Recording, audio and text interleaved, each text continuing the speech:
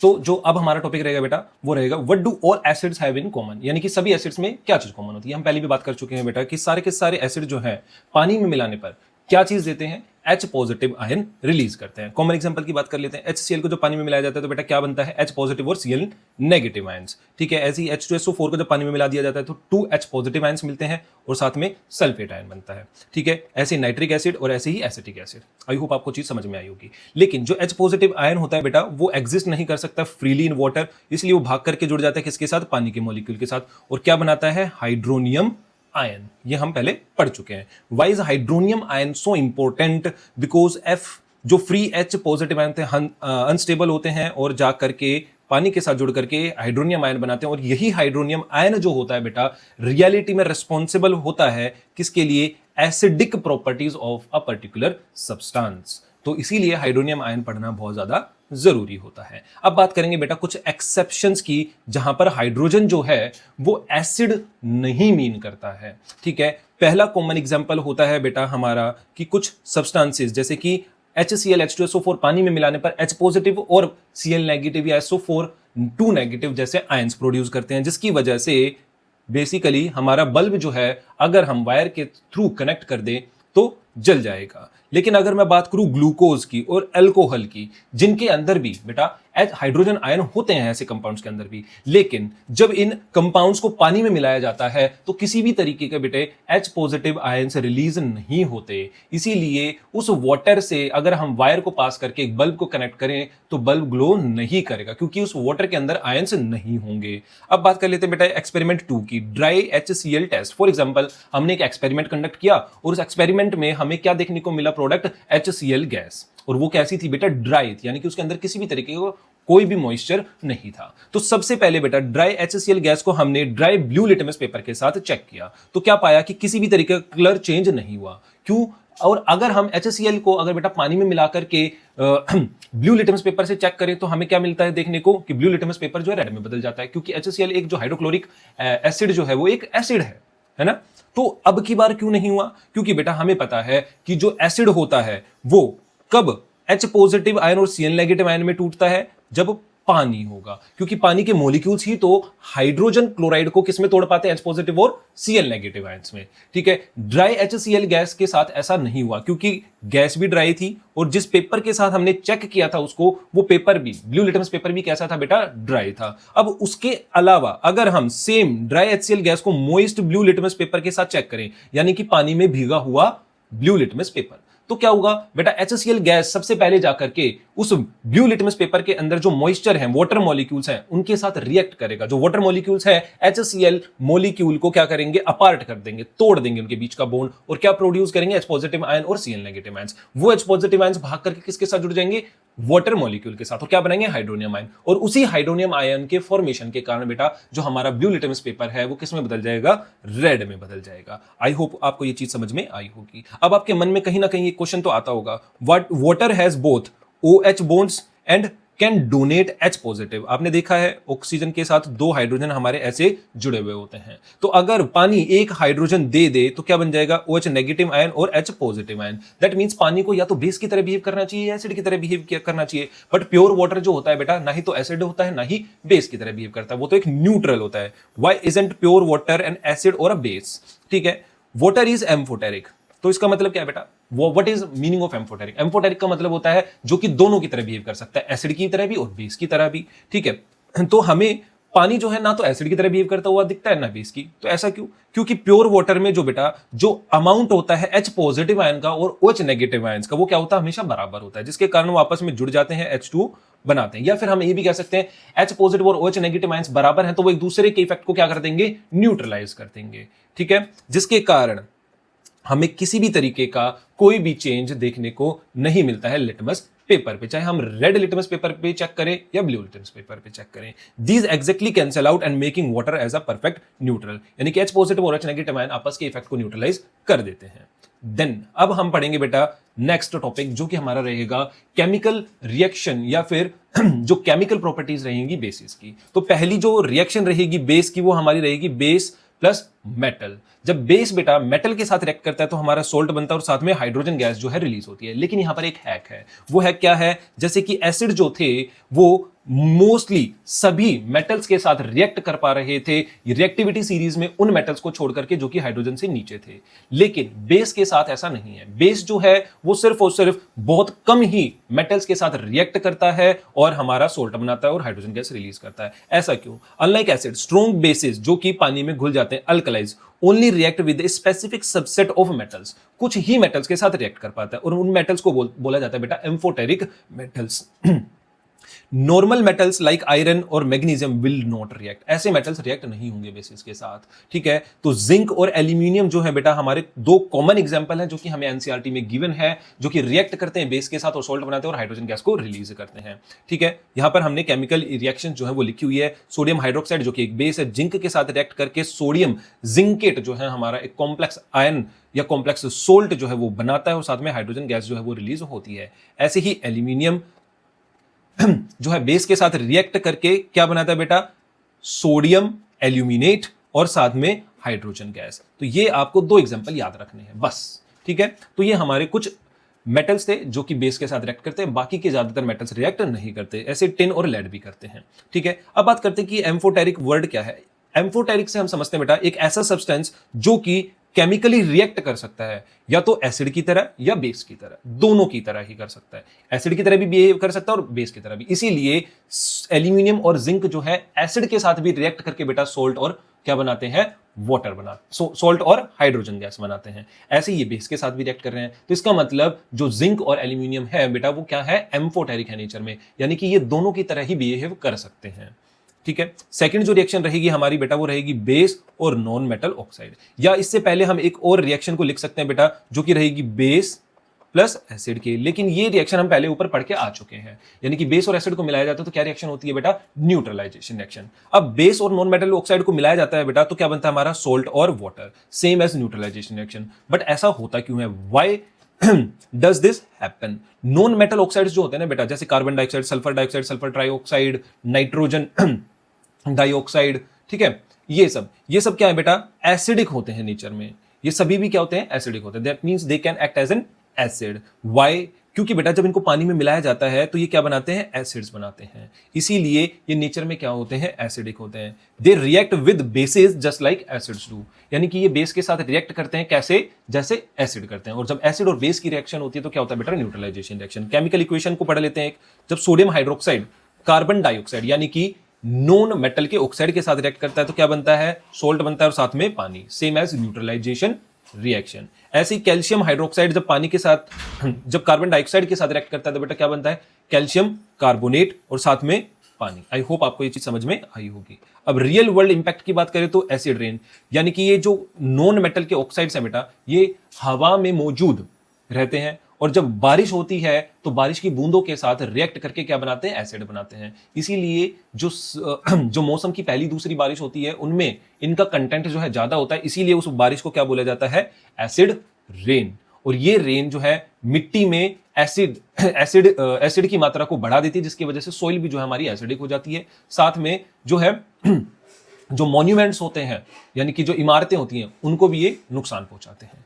अब बात आती है बेटा कार्बन डाइऑक्साइड जो है वो फायर यानी कि आग को बुझा देती है। तो ये एसिडिक कैसे हुई? तो बेटा कार्बन डाई इटसेल्फ जो है वो एसिडिक नहीं है। कार्बन डाइऑक्साइड जब पानी के साथ मिल जाती है तब वो एसिड बनती है, यानी कि कार्बोनिक एसिड। ठीक है, और रही बात इसकी आग बुझाने की प्रॉपर्टीज की तो बेटा वो प्योरली किस चीज पर डिपेंड करती है कि हवा से भारी है। ये जो जल रही चीज होती है उसके चारों तरफ क्या बना लेती है? घेरा बना लेती है और उस घेरे को ऑक्सीजन गैस नहीं भेद पाती। अब किस चीज को जलने के लिए क्या चीज चाहिए होती है बेटा? ऑक्सीजन गैस की रिक्वायरमेंट होती है, और जब जलती हुई चीज को ऑक्सीजन नहीं मिलेगी तो वो बुझ जाएगी। तो फायर एक्सटिंग्विशर का काम जो है CO2 क्यों कर पाती है? क्योंकि वो हैवी होती है ऑक्सीजन या फिर एयर से। अब बात करते हैं बेटा हमारे लास्ट टॉपिक की, that is what do all basis share, या उनके अंदर क्या कॉमन होता है? तो बेटा सभी के सभी वाटर सोल्यूबल बेसिस जो होते हैं पानी में मिलाने पर क्या रिलीज करते हैं? OH नेगेटिव आयन यानी कि हाइड्रोक्साइड आयंस। ठीक है, all basis produce hydroxide ion in aqueous solution, यही उनके बीच में कॉमन होता है। ये मैकेनिज्म हम पहले भी पढ़ चुके हैं। अब बात करेंगे the golden rule. Without water acid and bases can not show their chemical properties. Ions must be mobile to react, यानी कि वो फ्री होने चाहिए रिएक्ट करने के लिए। जब भी बेटा आपको पता है कि H पॉजिटिव आयन जो है HCl का कब रिलीज होता है? जब उसको पानी में मिला दिया जाता है ना, पानी इनको सेपरेट कर देता है। ऐसे ही सोडियम हाइड्रोक्साइड जो है उसको जब पानी में मिलाया जाता है तभी वो जाकर के सोडियम के आयन और हाइड्रोक्साइड आयन में टूटता है। ठीक है, बिना पानी की मौजूदगी के ये सब्सटेंसेस ना ही तो एसिडिक और बेसिक प्रॉपर्टीज शोज नहीं करते। अब जल्दी से समरी की बात कर लेते हैं। पहले एसिड की रिएक्शंस की समरी की बात करेंगे। एसिड मेटल के साथ रिएक्ट करता है तो बेटा salt plus hydrogen gas. Acid जब कार्बोनेट के साथ रिएक्ट करता है, मेटल कार्बोनेट के साथ रिएक्ट करता है तो salt plus carbon dioxide gas plus water. Acid जब बाई कार्बोनेट यानी कि मेटल हाइड्रोजन कार्बोनेट के साथ रिएक्ट करता है तो बेटा salt plus carbon dioxide gas plus water. Acid जब बेस के साथ रिएक्ट करता है बेटा तो न्यूट्रलाइजेशन रिएक्शन होती है हमारी, है ना। ऐसे ही एसिड जब मेटल के ऑक्साइड के साथ रिएक्ट करता है जो कि बेसिक होता है नेचर में, तो भी हमारी न्यूट्रलाइजेशन रिएक्शन होती है। अब बात करेंगे बेस की रिएक्शन की, तो बेस प्लस एम्फोटेरिक मेटल, ठीक है, तो क्या बनेगा, कॉम्प्लेक्स सोल्ट बनेगा यानी कि सोडियम जिंकेट और सोडियम एल्यूमिनेट जैसा, और साथ में हाइड्रोजन गैस रिलीज हो जाएगी। बेस को जब नॉन मेटल ऑक्साइड के साथ रिएक्ट कराया जाता है तो salt plus water, same as neutralisation reaction, और बेस प्लस एसिड तो हमारी न्यूट्रलाइजेशन रिएक्शन होती है। तो ये हमारी थी केमिकल प्रॉपर्टीज किसकी बेटा, एसिड और बेसिस की। तो बेटा अभी तक हम पढ़ चुके हैं एसिड्स के बारे में, बेसिस के बारे में, इंडिकेटर्स के बारे में, physical properties and chemical properties of acid and basis. तो नेक्स्ट जो टॉपिक रहेगा वो रहेगा हमारा बेटा पीएच स्केल। ठीक है, तो सबसे पहले पीएच स्केल की जो है हम डेफिनेशन पढ़ेंगे बेटा। ठीक है, तो डेफिनेशन क्या होती है, एक ऐसा scale, a scale used to measure the hydrogen ion concentration in a solution.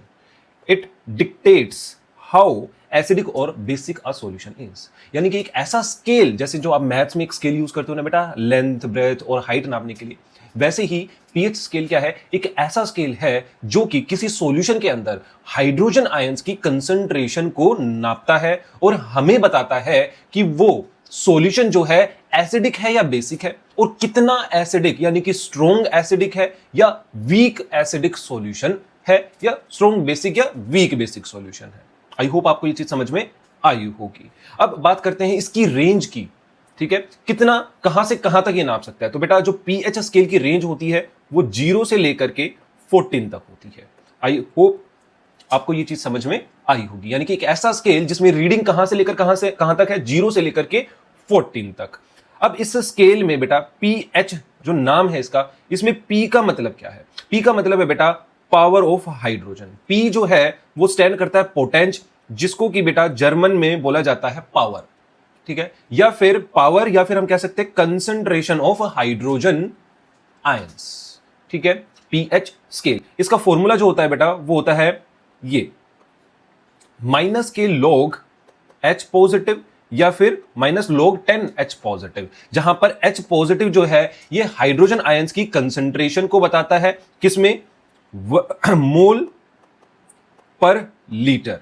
ठीक है, और हमें पता है एक मोल की वैल्यू कितनी होती है बेटा, 6.022 इंटू 10 की पावर 23 पार्टिकल्स या आयंस। यानी कि एक लीटर सॉल्यूशन में अगर इतने नंबर ऑफ हाइड्रोजन आयंस होंगे तो हम कहेंगे कि 1 मोल H पॉजिटिव आयंस जो है पर लीटर में है। तो चलिए अब आगे पढ़ लेते हैं।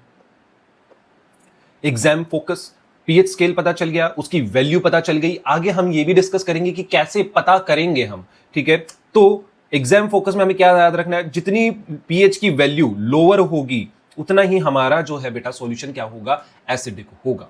ठीक है, जितनी पीएच की वैल्यू ज्यादा होगी उतना ही हमारा जो है सॉल्यूशन वो कैसा हो जाएगा, वीक एसिडिक होता चला जाएगा या ज्यादा बेसिक होता चला जाएगा। बेटा जो पीएच 7 होती है वो होती है न्यूट्रल। ठीक है, 7 से ऊपर जो होता है वो हमारा बेसिस के लिए होता है, और जो 7 से नीचे होता है वो हमारा एसिडिक होता है। जितना हम नीचे जाएंगे 7 से उतना ही सॉल्यूशन ज्यादा एसिडिक होता जाएगा, और जितना 7 से ऊपर जाते जाएंगे उतना ही सॉल्यूशन हमारा बेसिक होता चला जाएगा। अब बात कर लेते हैं कि the logarithmic nature of pH, क्यों हमने लॉग का इस्तेमाल किया है यहां पर। तो आप यहां पर देखोगे बेटा pH1 का मतलब क्या होता है बेटा, कि 0.1 moles of H positive ions पर लीटर। एक लीटर में जब 0.1 मोल्स हाइड्रोजन आयन की कंसंट्रेशन होंगे तो उस सॉल्यूशन की पीएच जो होगी 1 होगी। ऐसे ही अगर बेटा मैं आपको बोलूं pH 3, तो आप देख पाओगे यहां से क्लियरली कि अगर 0.001 moles of H positive ion पर लीटर जो है एक सॉल्यूशन में पाए जाएंगे तो पीएच वैल्यू कितनी होगी बेटा, 3 होगी।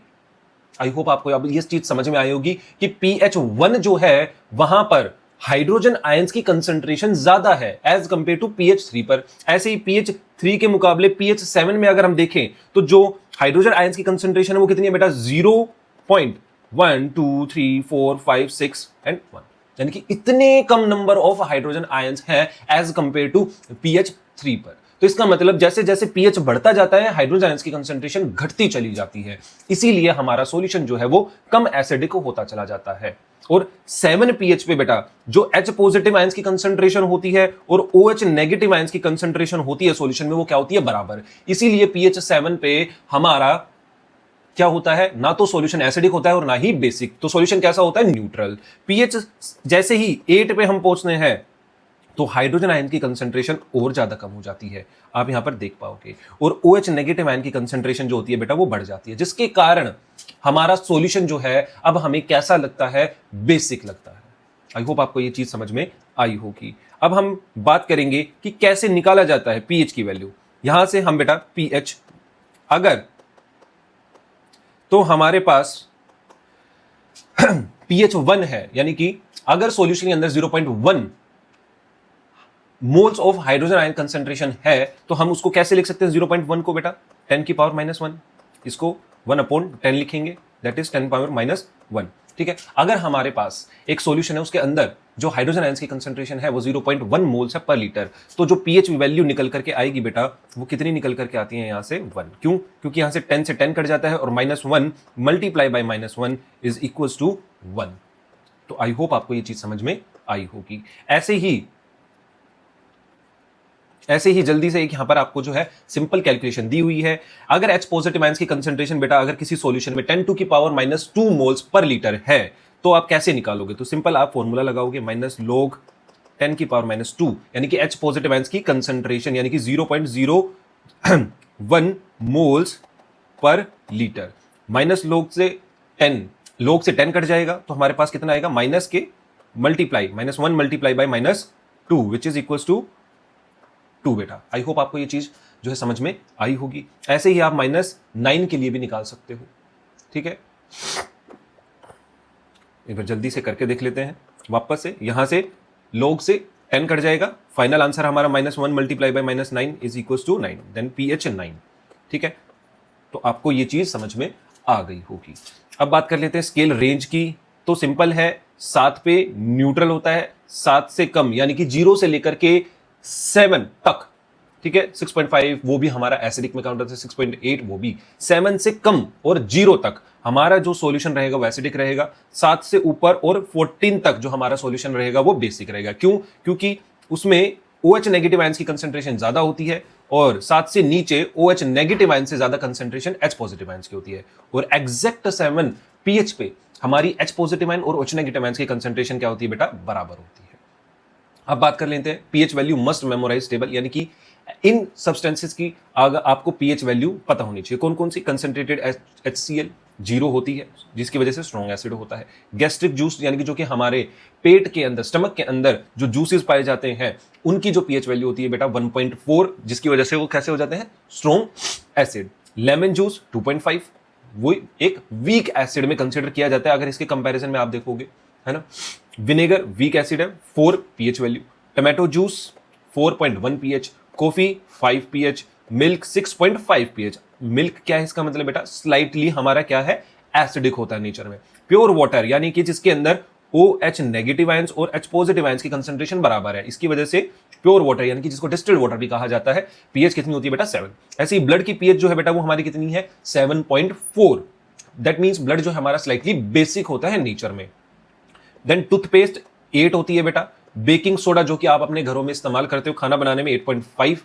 देन मिल्क ऑफ मैग्नीशिया यानी कि जो डॉक्टर आपको प्रिस्क्राइब करता है इनडाइजेशन जब आपको होती है, गैस बन जाती है या ज्यादा एसिड बनता है जिस इंसान को पेट में, उसके लिए, ठीक है, ताकि वो उस एक्सेस अमाउंट ऑफ एसिड को न्यूट्रलाइज कर सके। House hold ammonia 11.6 moderate base. अब बात आती है सोडियम हाइड्रोक्साइड सॉल्यूशन यानी कि जिसको हम कॉस्टिक सोडा भी बोलते हैं, 13 से लेकर के 14 तक की वैल्यू होती है, इसीलिए एक स्ट्रॉन्ग बेस है। आई होप आपको ये चीज समझ में आई होगी। अब बात आती है बेटा कि हमने pH के बारे में तो पढ़ लिया, लेकिन हम pH का पता कैसे लगाते हैं। वापस चलते हैं हम थोड़ा सा ऊपर।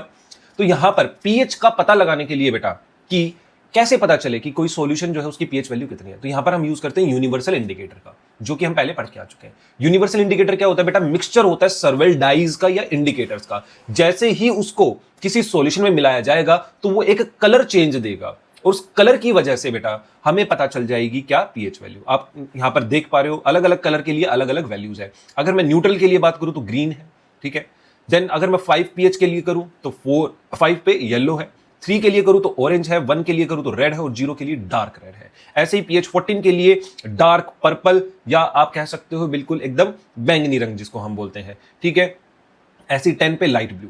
तो हर एक पीएच के लिए अलग जो है कलर असाइन है।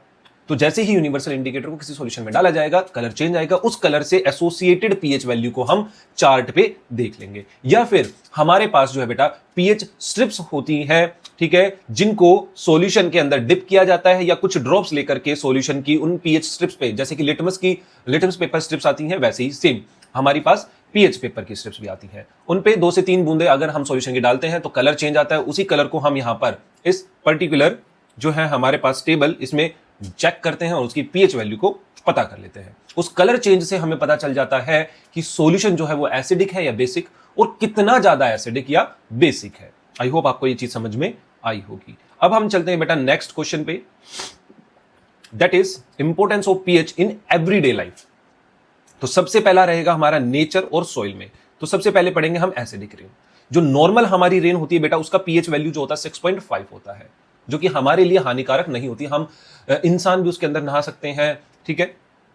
लेकिन अगर बात की जाए एसिडिक रेन की, तो उसकी पीएच वैल्यू जो होती है बेटा 5.6 से कम होती है। जब रेन की पीएच वैल्यू 5.6 से नीचे आ जाती है या 5.6 अचीव कर जाती है, तो हम उसे क्या कहते हैं कि ये एक एसिडिक रेन है। और एसिडिक रेन का सिंपल मतलब क्या हुआ बेटा? ऐसी बारिश जिसके अंदर एसिड्स की मात्रा ज्यादा है। अब ये एसिड आता कहां से है? तो बेटा हमारी हवा में जो है सल्फर डाइऑक्साइड, नाइट्रोजन डाइऑक्साइड और कार्बन डाइऑक्साइड जैसी गैसें मौजूद है, ठीक है। लेकिन बहुत ज्यादा पॉल्यूशन के कारण ये गैसेस एक्यूमुलेट हो जाती हैं, और जब बारिश हो रही होती है तो बूंदों के साथ रिएक्ट करके क्या बना लेती हैं? एसिड। जैसे CO2 अगर पानी के साथ रिएक्ट होता है तो क्या बनता है? Carbonic acid H2CO3।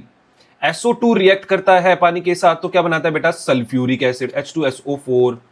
अगर NO2 यानी कि नाइट्रोजन डाइऑक्साइड करता है तो बेटा क्या बनाता है? Nitric acid HNO3। और यही बारिश जब हो रही होती है तो इसको कहा जाता है एसिड रेन, जिसके अंदर ज्यादा मात्रा में एसिड होता है। इफेक्ट्स की अगर हम बात करें तो बिल्डिंग्स जो होती हैं वो डैमेज होती हैं। सॉइल, यही पानी जब मिट्टी में जाएगा तो मिट्टी की एसिडिटी को बढ़ा देगा, यानी कि मिट्टी को कैसा बना देगा? एसिडिक बना देगा। एक्वेटिक लाइफ, यानी कि वो प्राणी जो कि पानी में रहते हैं उनके लिए खतरा बन जाएगा। कैसे? वाई एक्वेटिक हार्म, यानी कि पानी में रहने वाले जीवों के लिए ये क्यों नुकसानदायक है?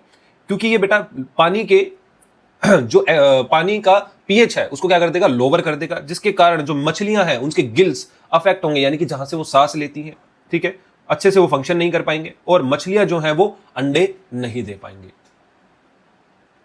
ज्यादा पीएच अगर कम हो जाता है बेटा पानी का, तो जो पानी में रहने वाले जीव हैं वो प्रॉपरली फंक्शन नहीं कर पाते, और उनकी धीरे धीरे करके क्या हो जाती है? डेथ हो जाती है। नेक्स्ट जो है हमारा वो है दैट इज कॉल्ड एग्रीकल्चर, यानी कि सॉइल ट्रीटमेंट। जब एसिडिक रेन हो रही होती है तो पानी बेटा सॉइल में जाता है, और वहां पर जाकर के मिट्टी को क्या बना देता है? एसिडिक बना देता है। अगर आइडियल सॉइल के पीएच की वैल्यू बात करें हम तो 6.5 से लेकर के 7.5, यानी कि स्लाइटली एसिडिक से स्लाइटली बेसिक, इस रेंज में पौधा जो है सबसे अच्छा ग्रो करता है। लेकिन अगर इससे पीएच वैल्यू या तो 6.5 से कम हो जाए या 7.5 से बढ़ जाए, तो दोनों ही कंडीशन में पौधा बेटा अच्छे से ग्रो नहीं कर पाएगा, ठीक है। घट किस कंडीशन में जाएगी? 2 कंडीशन में जाएगी। एसिडिक रेन की वजह से पीएच वैल्यू घट सकती है, या फिर ज्यादा मात्रा में जब हम फर्टिलाइजर्स यानी कि जो कि केमिकल सब्सटेंसेस होते हैं for the growth of plant, अगर उनको ज्यादा एक्सेस यूज कर लिया जाए तो वो भी क्या करेंगे? मिट्टी की एसिडिटी यानी कि एसिडिक नेचर को बढ़ा देंगे। अब प्लांट्स जो है बेटा वो न्यूट्रिएंट्स को ऐसी मिट्टी में एब्जॉर्ब ढंग से नहीं कर पाते, ठीक है, जिसके कारण धीरे धीरे वो क्या हो जाएंगे? मर जाएंगे। इसका सॉल्यूशन क्या है? अगर मिट्टी ज्यादा एसिडिक हो जाती है तो बेटा हम क्या कर सकते हैं? उसकी एसिडिक नेचर को कम करने के लिए उसमें बेस मिला दें, जैसे कि चूना या चूने वाला पानी मिला दें, उसके अंदर चौक मिला सकते हैं, कैल्शियम कार्बोनेट, ठीक है। साथ ही में वॉशिंग सोडा भी हम मिला सकते हैं, वुड ऐश मिला सकते हैं, जो कि बेसिक होती है नेचर में। अब बात करें कि अगर सॉइल बेसिक हो जाए ज्यादा सोडियम कार्बोनेट के डिपोजिशन के कारण, तो क्या होगा? ऐसी सॉइल में भी हमारा जो है प्लांट अच्छे से ग्रो नहीं कर पाएगा। ठीक है, poor drainage and root growth, root अच्छे से ग्रो नहीं कर पाएंगी, जिसके कारण वाटर एब्जॉर्प्शन नहीं होगा। वाटर एब्जॉर्प्शन नहीं होगा तो प्लांट अपना खाना नहीं बना पाएगा, और खाना नहीं बना पाएगा तो इनडायरेक्टली उसकी डेथ हो जाएगी।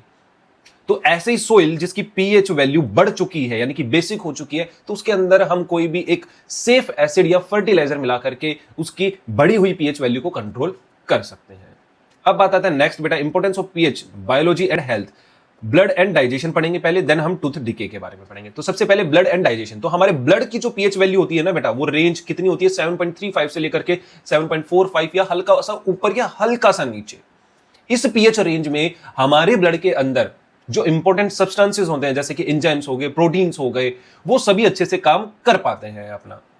ठीक है, लेकिन अगर पीएच वैल्यू इससे बढ़ जाए ज्यादा, या पीएच वैल्यू इससे ज्यादा घट जाए, यानी कि हमारा ब्लड एसिडिक हो जाए, तो हमारे एंजाइम्स जो है बेटा वो परफेक्टली काम नहीं कर पाएंगे, जिसके कारण हमारी बॉडी में जो है बहुत सारी समस्या होने लगेगी।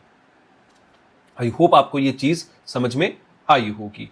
ठीक है, एसिडोसिस यानी कि जब पीएच वैल्यू जो है 7.35 से नीचे चली जाए, एल्कलोसिस यानी कि जब पीएच वैल्यू जो है ब्लड की 7.345 से ऊपर चली जाए। और ये दोनों ही कंडीशन जो होती है लाइफ थ्रेटनिंग होती है, क्योंकि ब्लड अपना काम अच्छे से नहीं कर पाता और हमारी बॉडी में मेल फंक्शनिंग होने लगती है।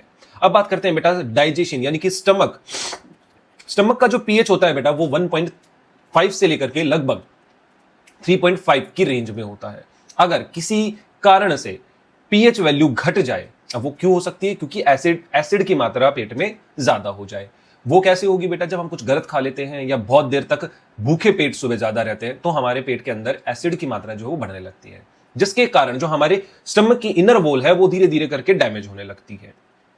ठीक है, अब ये एसिडिक माध्यम होना भी जरूरी है। क्यों? क्योंकि जो बैक्टीरियाज आ रहे हैं और फूड का डाइजेशन है वो एसिडिक माहौल के अंदर ही हो सकता है। अब इसके कारण क्या होगा बेटा? अगर जब एसिड की मात्रा बढ़ जाए तो इंडाइजेशन होगा, एक्सेस एसिड कोज बर्निंग, पेट में बर्निंग होगी। सॉल्यूशन क्या है इसका? कोई भी एक बेस जो कि हम खा सकते हैं, कंज्यूम कर सकते हैं, उसको कंज्यूम करेंगे तो जो बढ़ा हुआ एसिड है उसकी मात्रा घटने लगेगी धीरे धीरे और हमें रिलीफ मिल जाएगा। Weak bases like magnesium hydroxide, aluminium hydroxide और सोडियम हाइड्रोजन कार्बोनेट यानी कि बेकिंग सोडा, इनको कंज्यूम करने से बढ़े हुए एसिड की मात्रा घट जाती है और हमें रिलीफ मिल जाता है।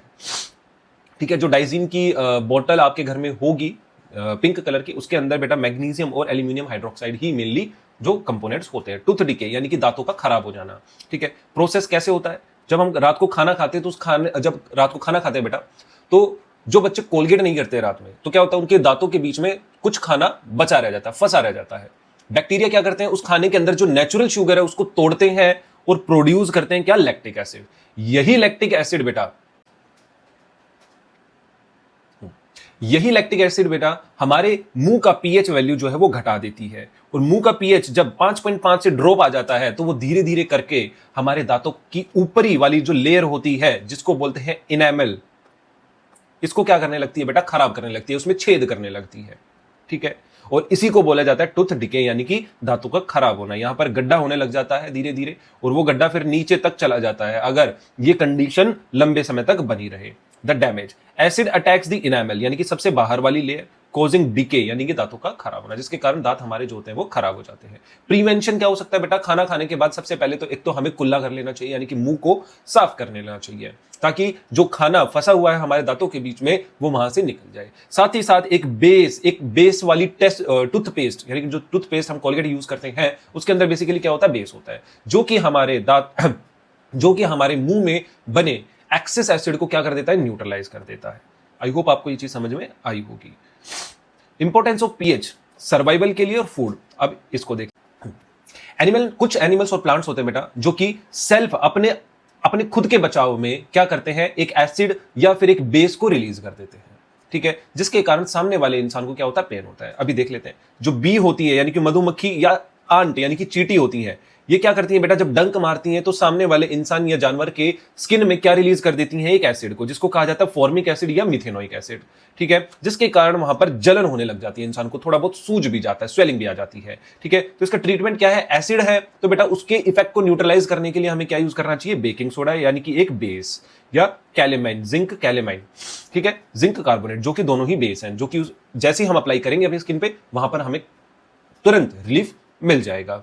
ऐसे ही वेस्प स्टिंग यानी कि जब ततैया काट लेता है तो बेटा ततैया जो है हमारे स्किन के अंदर क्या डाल देता है, एक अल्कलाइन सॉल्यूशन यानी कि एक बेसिक सॉल्यूशन, जिसकी वजह से जलन और सूजन हो जाती है।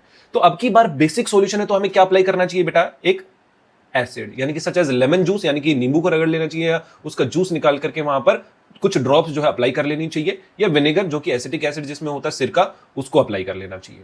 नेटल प्लांट एक ऐसा प्लांट बेटा जिसकी लीव्स जो है वो क्या कंटेन करती है, मिथेनॉइक यानी कि फॉर्मिक एसिड। जैसे ही कोई इंसान छुएगा तो उसकी स्किन में क्या इंजेक्ट हो जाएगा, मिथेनॉइक एसिड, जो कि क्या कोज करेगा, बर्निंग सेंसेशन। और ट्रीटमेंट क्या रहेगा, बेसिकली सेम, एक सिंपल बेस का इस्तेमाल करेंगे जो कि उसके इफेक्ट को न्यूट्रलाइज कर देगा। फूड केमिस्ट्री की अगर बात करें बेटा, काफी देर तक बाहर रखा हुआ मिल्क क्या करना शुरू कर देता है, कर्डलिंग। क्यों, क्योंकि प्रेजेंस ऑफ बैक्टीरिया, बैक्टीरिया जो होते हैं वो दूध को कैसा बना देते हैं, कर्डलिंग यानी कि दही जैसा, मतलब गाढ़ा गाढ़ा सा, ठीक है, जिसकी वजह से उसका स्वाद और टेस्ट खट्टा होने लग जाता है, खराब हो जाता है। ऐसा क्यों होता है, क्योंकि बेटा बैक्टीरिया जो है लैक्टिक एसिड प्रोड्यूस करते हैं, और ये लैक्टिक एसिड जो है कैसीन जो प्रोटीन होता है उसको कोएगुलेट कर देता है मिल्क के अंदर, जिसकी वजह से मिल्क जो है वो गाढ़ा होने लग जाता है, और साथ में हमारा जो टेस्ट है वो खट्टा हो जाता है। इसका मतलब मिल्क जो है वो हमारा खराब हो जाता है। तो अगर हमें मिल्क को सुरक्षित रखना है तो उसके अंदर हम एक पिंच ऑफ क्या मिला दे, बेकिंग सोडा, जो कि excess production of lactic acid को क्या कर देगा, न्यूट्रलाइज कर देगा, और हमारा जो बेसिकली मिल्क है वो सेफ रह पाएगा। इसीलिए कई बार क्या करते हैं, जो मिल्क मैन होते हैं ना बेटा, दूधिया होते हैं, वो कुछ अमाउंट ऑफ बेस यानी कि मिल्क में मिला देते हैं, ताकि जो बैक्टीरिया है वो लैक्टिक एसिड अगर प्रोड्यूस करे भी, जब तक वो सेफली डिलीवर ना हो जाए तो दूध आपका खराब ना हो और वो लंबे समय तक सुरक्षित रह पाए। ऐसे ही पिकलिंग, विनेगर को बेटा कुछ वेजिटेबल्स को प्रिजर्व करने के लिए डाला जाता है। क्यों, क्योंकि विनेगर को डालने से वेजिटेबल्स का जो बेसिकली पीएच वैल्यू है वो कम हो जाता है, और कम पीएच पे जो बैक्टीरियाज होते हैं वो ग्रो नहीं कर पाते। आई होप आपको ये चीज समझ में आई होगी। सो नेक्स्ट जो टॉपिक रहेगा बेटा हमारा वो रहेगा सॉल्ट्स। सॉल्ट्स क्या होते हैं, तो बेटा जब भी एक एसिड और बेस मिलता है हमें पता है न्यूट्रलाइजेशन रिएक्शन होती है और एक न्यू सब्सटेंस बनता है जिसे हम क्या कहते हैं, सॉल्ट। तो सॉल्ट क्या हुआ, एक ऐसा कंपाउंड जो कि बनता है किसकी वजह से, एक एसिड और बेस के आपस में रिएक्ट करने से। यह सॉल्ट एक ऐसा कंपाउंड भी है जो कि बनता है एक मेटल और एसिड के आपस में रिएक्ट करने से। तो जल्दी से डेफिनेशन पढ़ लेते हैं। सोल्ट क्या होता है, ionic compound formed by the neutralisation reaction between an acid and a base. यानी कि ऐसा आयनिक कंपाउंड, सोल्ट क्या होता है बेटा, एक आयोनिक कंपाउंड, यानी कि जो कि किसका बना हुआ है बेटा, आयंस से, ठीक है, जो कि कैसे कैसे आयंस होते हैं हमारे पास, कैटायन एंड एनायन, पॉजिटिव और नेगेटिव आयन। आई होप आपको ये चीज पहले से ही भी पता है, क्लास 9 में हम पढ़ के आए हैं, ठीक है। आयंस जो होते हैं दो तरीके के होते हैं, कैटायन और एनायन। अगर हम स्ट्रक्चर की बात करें बेटा सोल्ट की, तो एक तो उसमें कैटायन होता है और दूसरा एनायन। कैटायन कहां से आता है, बेस से आता है। एनायन कहां से आता है बेटा, एसिड से आता है। कॉमन एग्जांपल की अगर हम बात करें बेटा यहां पर, तो हम लेते हैं HCl जो कि एक स्ट्रॉन्ग एसिड है, साथ में एक स्ट्रॉन्ग बेस यानी कि सोडियम हाइड्रोक्साइड, ठीक है। तो क्या होगा, HCl टूट जाएगा H पॉजिटिव में और Cl नेगेटिव में, ठीक है। सोडियम हाइड्रोक्साइड Na पॉजिटिव में और OH नेगेटिव में। तो जो यहां पर आप क्लियरली देख पाओगे बेटा, जो कैटायन है वो कहां से आ रहा है, बेस से। एनायन जो है वो कहां से आ रहा है बेटा, एसिड से। और ये दोनों आपस में जुड़ करके क्या बनाते हैं बेटा, हमारा सोल्ट, NaCl, और H और OH जुड़ करके पानी बनाते हैं हमारा। आई होप आपको ये चीज पता होगी। अब बात कर लेते हैं नेमिंग पैटर्न्स की, ठीक है।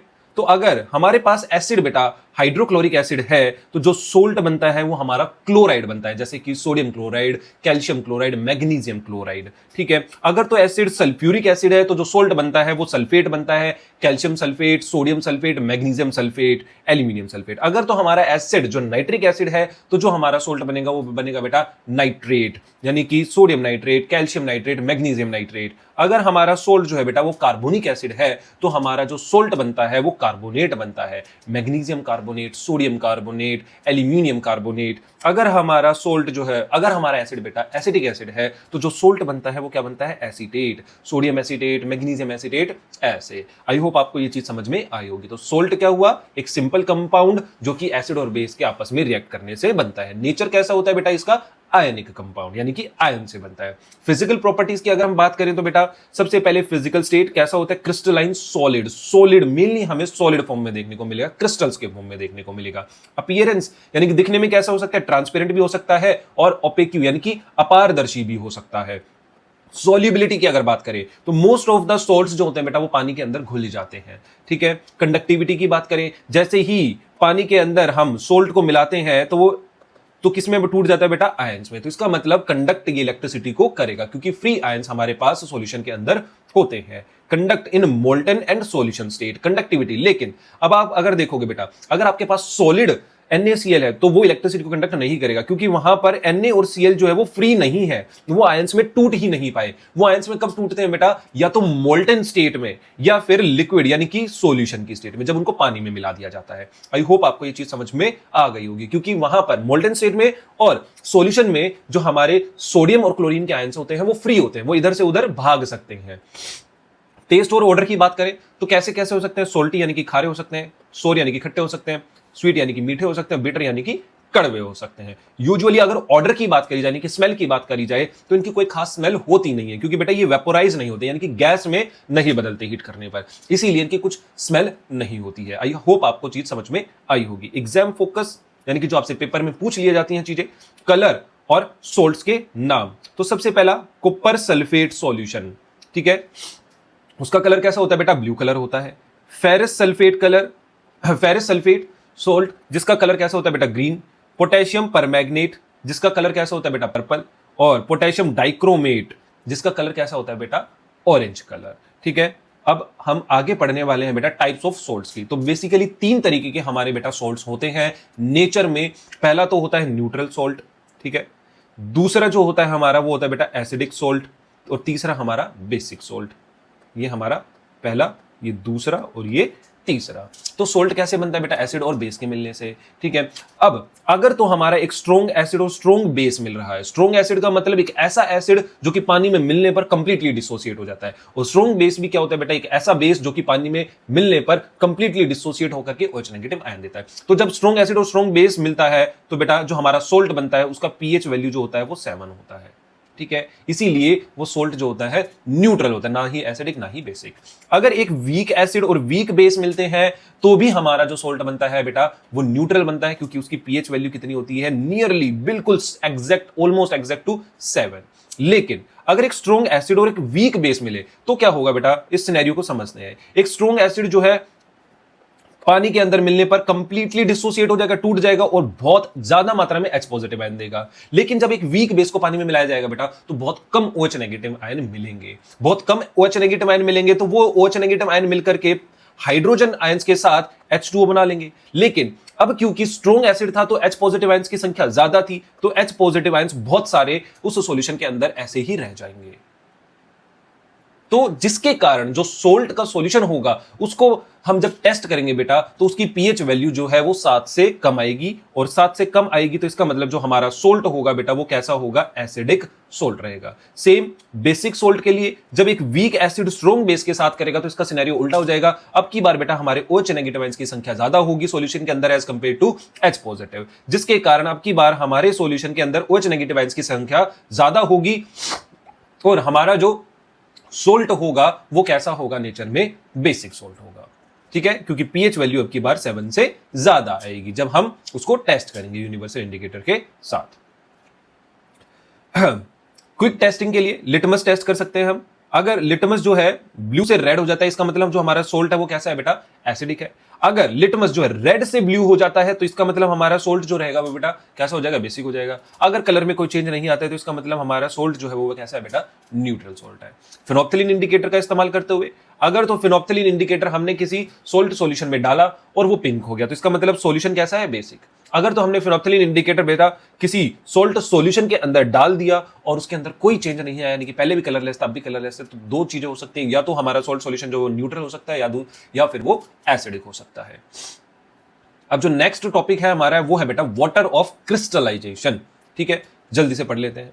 The fixed number of water molecule present in one formula unit of A crystal, salt के क्रिस्टल में, यानी कि वो नंबर ऑफ वाटर मॉलिक्यूल्स जो कि प्रेजेंट होते हैं किसी सोल्ट के एक मॉलिक्यूल के अंदर, उनको कहा जाता है वाटर ऑफ क्रिस्टलाइजेशन। एग्जाम्पल की अगर हम बात करें बेटा, तो जैसे कि कॉपर सल्फेट डॉट 5H2O, तो बेटा जो ये 5H2O है, ये है हमारे वाटर ऑफ क्रिस्टलाइजेशन, जो कि कॉपर सल्फेट के मॉलिक्यूल के एक मॉलिक्यूल के साथ 5H2O के मॉलिक्यूल आपस में जुड़े हुए हैं, यानी कि उस क्रिस्टल का, उस फॉर्मूला का हिस्सा है। ठीक है, कैरेक्टरिस्टिक्स की अगर बात की जाए, प्रेजेंट इन फिक्स्ड रेशियो, हमेशा एक फिक्स्ड रेशियो में प्रेजेंट होते हैं। जैसे कि यहां पर एक रेशियो बेटा 5 थे, यानी कि CuSO4 कितने थे, 1, और 5 हमारे H2 थे, यानी कि हमेशा एक फिक्स रेशियो में प्रेजेंट होंगे। एसेंशियल फॉर क्रिस्टल स्ट्रक्चर, यानी कि जो ये क्रिस्टल्स का स्ट्रक्चर होता है इसके लिए एसेंशियल होते हैं, आगे हम जान भी पाएंगे कैसे। क्या इनको रिमूव किया जा सकता है? ऑफकोर्स, हीट कर देंगे तो ये बाहर निकल जाएंगे। क्या रीगेन किए जा सकते हैं? हाँ, जैसे ही पानी वापस से सोल्ट के अंदर डाल दिया जाएगा तो वापस से ये वाटर के मॉलिक्यूल जो है जाकर के जुड़ जाएंगे, रीगेन हो जाएंगे। अब बात करते हैं बेटा, जो सोल्ट होता है वो हमारे पास दो तरीके का होता है, एनहाइड्रस फॉर्म में और हाइड्रेटेड फॉर्म में। एनहाइड्रस यानी कि यहां पर जो सोल्ट हमें दिखाई दे रहा है इसके साथ वाटर मॉलिक्यूल्स जुड़े नहीं हुए, ठीक है, लेकिन यहां पर जो क्रिस्टल्स दिखाई दे रहे हैं इनमें हमारे पास जो वाटर मॉलिक्यूल्स हैं वो हमारे फॉर्मूला के साथ या मॉलिक्यूल के साथ जुड़े हुए हैं। तो जल्दी से बेटा कुछ हाइड्रेटेड सोल्ट्स की जो है फॉर्मूला को डिस्कस कर लेते हैं। जैसे पहला कॉपर सल्फेट। कॉपर सल्फेट का फॉर्मूला अगर आप यहां से देखोगे तो क्लियरली आपको दिखाई देंगे कि 5 मॉलिक्यूल्स जो हैं वाटर के वो एक मॉलिक्यूल ऑफ CuSO4 के साथ जुड़े हुए हैं, जिसके कारण उसका कलर कैसा होता है, ब्लू। एनहाइड्रस यानी कि अगर इस मॉलिक्यूल से ये 5 वाटर के मॉलिक्यूल्स बाहर निकाल दिए जाए हीट करके तो वो कैसा हो जाएगा, व्हाइट हो जाएगा। यहां पर आप क्लियरली देख पा रहे हो कॉपर सल्फेट को जब हीट किया गया है तो वो कैसा हो चुका है, व्हाइट हो चुका है। ऐसे ही आयरन सल्फेट जिसके अंदर पानी के 7H2O मॉलिक्यूल्स है, ठीक है, जिसके कारण इसका कलर कैसा होता है बेटा, ग्रीन। लेकिन जब इसको हीट किया जाता है तो पानी के मॉलिक्यूल जो 7 वाटर मॉलिक्यूल्स है वो बाहर निकल जाते हैं और जो हमारा सोल्ट है वो ग्रीन से कैसा हो जाता है, व्हाइट हो जाता है। Third example zinc sulphate, ZnSO4.7H2, यानी कि जिंक सल्फेट के एक मॉलिक्यूल के साथ 7 वाटर मॉलिक्यूल जुड़े हुए हैं, लेकिन इसका पहले भी कलर कैसा है बेटा, कलरलेस, यानी कि इसका कलर जो होता है वो ट्रांसपेरेंट होता है। ठीक है, जब गर्म किया जाता है तो कैसा हो जाता है बेटा, व्हाइट कलर हो जाता है, क्योंकि 7 वाटर मॉलिक्यूल्स होते हैं वो बाहर निकल जाते हैं छोड़ के, और सिर्फ क्या रह जाता है, ZnSO4। यहां पर क्या रह जाता है, FeSO4। आई होप आपको ये चीज समझ में आई होगी। वॉशिंग सोडा जिसका फॉर्मूला होता है Na2CO3.10H2O, यानी कि एक मॉलिक्यूल Na2CO3 के साथ 10 H2O के मॉलिक्यूल्स जो है सराउंडिंग से जुड़े हुए हैं, जिसके कारण इसका कलर व्हाइट होता है और गर्म करने पर भी कैसा हो जाता है, व्हाइट। एग्जाम फोकस की अगर हम बात करें तो बेटा वाटर ऑफ क्रिस्टलाइजेशन मॉलिक्यूल्स जो होते हैं वीक फोर्सेस के द्वारा जुड़े हुए होते हैं हमारे किसी भी सॉल्ट मॉलिक्यूल के साथ, यानी कि CuSO4 FeSO4 के साथ। ठीक है, जब उनको गर्म किया जाता है तो बॉन्ड टूट जाते हैं और वाटर मॉलिक्यूल्स जो होते हैं बाहर निकल जाते हैं, लेकिन जैसे ही पानी को वापस से डाला जाता है तो ये प्रोसेस रिवर्स हो जाता है, क्योंकि यहां पर कोई भी केमिकल बॉन्ड्स नहीं थे, यहां पर जस्ट वीक बॉन्ड से वो वाटर मॉलिक्यूल्स आपस में उस पर्टिकुलर सॉल्ट के मॉलिक्यूल के साथ जुड़े हुए थे। ठीक है, तो जो लास्ट टॉपिक रहेगा वो रहेगा बेटा हमारा हीटिंग कॉपर सल्फेट क्रिस्टल्स, यानी कि एक एग्जांपल ही है। तो सबसे पहले हीट करेंगे तो बेसिकली क्या होगा, जो हमारे पास ब्लू कलर के CuSO4.5H2O क्रिस्टल्स हैं किसके, कॉपर सल्फेट के, जब उनको हीट किया जाएगा एक टेस्ट ट्यूब में डाल करके तो जो ऑब्जर्वेशन हमारी रहेगी वो क्या रहेगी बेटा, कलर जो है वो धीरे धीरे करके ब्लू से व्हाइट होता जाएगा और वाटर ड्रॉपलेट जो है यहां पर आप क्लियरली देख पाओगे टेस्ट ट्यूब के जो मुंह होता है, यानी कि जो हमारा बेसिकली ओपनिंग होती है वहां पर देखने को मिलेगा, और साथ में भाप जो है वाटर मॉलिक्यूल्स कुछ भाप में बन करके उड़ जाएंगे। ठीक है, स्टीम इवोल्व्स। इक्वेशन जो रहेगी CuSO4.5H2O CuSO4 plus 5H2O in the form of steam बाहर निकल जाएंगे और कुछ वाटर ड्रॉपलेट जो है वो टेस्ट ट्यूब के किनारों पर इकट्ठा हो जाएंगे। अब वापस से अगर हम पानी डाल दें तो क्या होगा, add a few drops of water to the white powder. इस व्हाइट पाउडर में जैसे ही पानी वापस से डाला जाएगा तो व्हाइट पाउडर बदल जाएगा वापस से ब्लू के अंदर, क्योंकि वापस से जो वाटर मॉलिक्यूल्स हैं जाकर के CuSO4 के मॉलिक्यूल के साथ जुड़ जाएंगे। ठीक है, और हमारे पास जो है ब्लू कलर के क्रिस्टल्स वापस आ जाएंगे। आई होप आपको ये चीज समझ में आई होगी। अब बेटा ड्राइंग एजेंट किनको कहा जाता है, ड्राइंग एजेंट यानी कि ऐसे सब्सटेंसेस बेटा जो कि मॉइस्चर को क्या कर लेते हैं, एब्जॉर्ब कर लेते हैं, उनको कहा जाता है ड्राइंग एजेंट।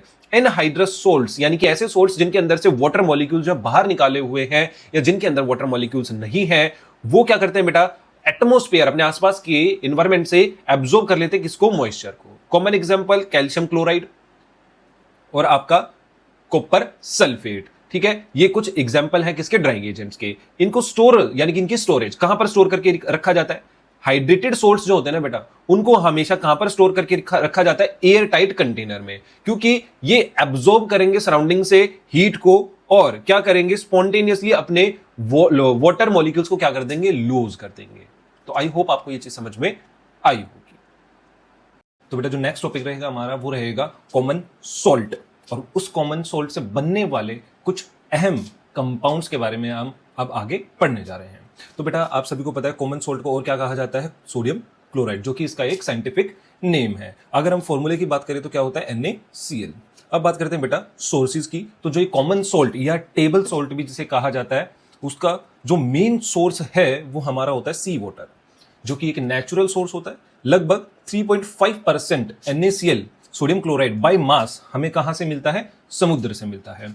ठीक है, लगभग 35 ग्राम पर लीटर वाटर में ये मौजूद होता है। अगर 1 लीटर पानी लेंगे तो उसमें से लगभग 35 ग्राम जो हमारा रहेगा दैट इज कॉल्ड NaCl। अगर हम बात करें बेटा सिंथेटिकली ये कहां पर बनाया जाता है, यानी कि लेबोरेटरी में ये कैसे बनाया जाता है, तो HCl और सोडियम हाइड्रोक्साइड को मिलाकर के NaCl को बहुत छोटी मात्रा में लैब्स में भी मैन्युअली प्रिपेयर किया जाता है। अब हम बात करेंगे बेटा इसकी कुछ कोर प्रॉपर्टीज की। तो सबसे पहली प्रॉपर्टी रहेगी that is chemical formula NaCl।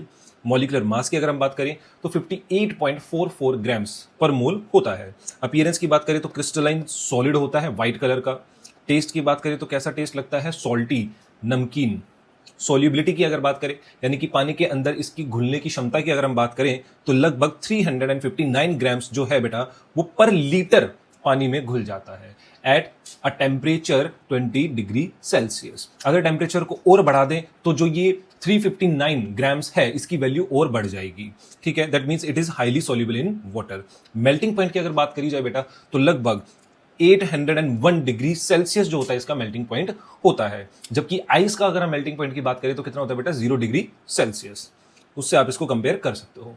PH level की अगर बात करी जाए तो बेटा कितनी होती है, 7 होती है। दैट इज परफेक्टली न्यूट्रल, ना ही तो एसिडिक ना ही बेसिक। आई होप आपको NaCl के बारे में कॉमनली जो सारी डिटेल्स थी वो पता चल चुकी हैं। अब हमें बेटा कुछ ऐसे कंपाउंड्स के बारे में पढ़ना है जो कि NaCl as a raw material use करके बनाए जाते हैं। तो सबसे पहला कंपाउंड हम पढ़ने जाएंगे, उससे पहले कुछ इसके प्रैक्टिकल यूजेस की ओर बात कर लेते हैं।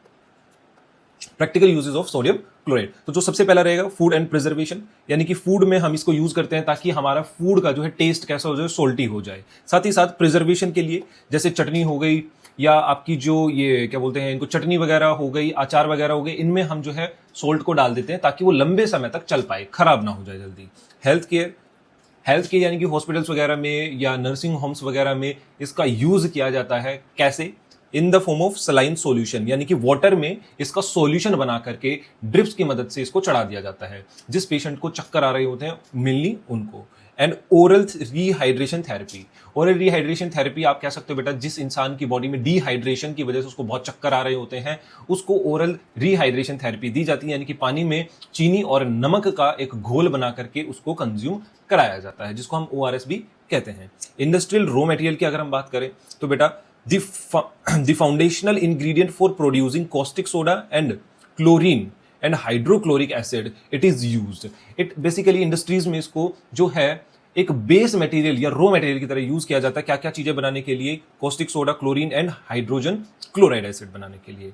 केमिकल मैन्युफैक्चरिंग की अगर हम बात करें, कुछ ऐसे केमिकल्स जो कि इस NaCl का इस्तेमाल करके बनते हैं। सबसे पहला हमारे सोप्स, जो साबुन हम घरों में यूज करते हैं वो बेसिकली सोडियम सोल्ट्स होते हैं, लॉन्ग चेन फैटी एसिड्स के बेटा। ठीक है, डिटर्जेंट्स, डाइज एंड जो ग्लास आप देखते हो वो भी बेसिकली NaCl का इस्तेमाल करके बनाए जाते हैं। जो देश यूरोपियन कंट्रीज में बहुत ही ज्यादा जहां पर टेम्परेचर कम होता है तो बेटा क्या होता है वहां पर रोडों पर जो है भारी मात्रा में बर्फ जम जाती है। तो ऐसे में गाड़ियां लोग ढंग से नहीं चल पाते। तो वहां पर डी आइसिंग, रोडों पर डी आइसिंग करने के लिए भी हम क्या करते हैं, बेसिकली NaCl को मिला देते हैं बर्फ में। उससे क्या होता है, बर्फ का जो फ्रीजिंग पॉइंट है या वाटर का जो फ्रीजिंग पॉइंट है वो जो है बेटा कम हो जाता है। ठीक है, वाटर सॉफ्टनिंग, ऐसा पानी बेटा जिसके अंदर कैल्शियम और मैग्नीशियम के सोल्ट्स बहुत ज्यादा होते हैं उस पानी को बोलते हैं बेटा हार्ड वाटर। बहुत ही ज्यादा खारा हमें फील होता है, ठीक है, खारा कड़वा टाइप। ठीक है, और जब हम सोप से ऐसे पानी में कपड़े धोते हैं तो हमें बहुत ही ज्यादा सोप लगा करके यूज करके कपड़ा धोना पड़ता है।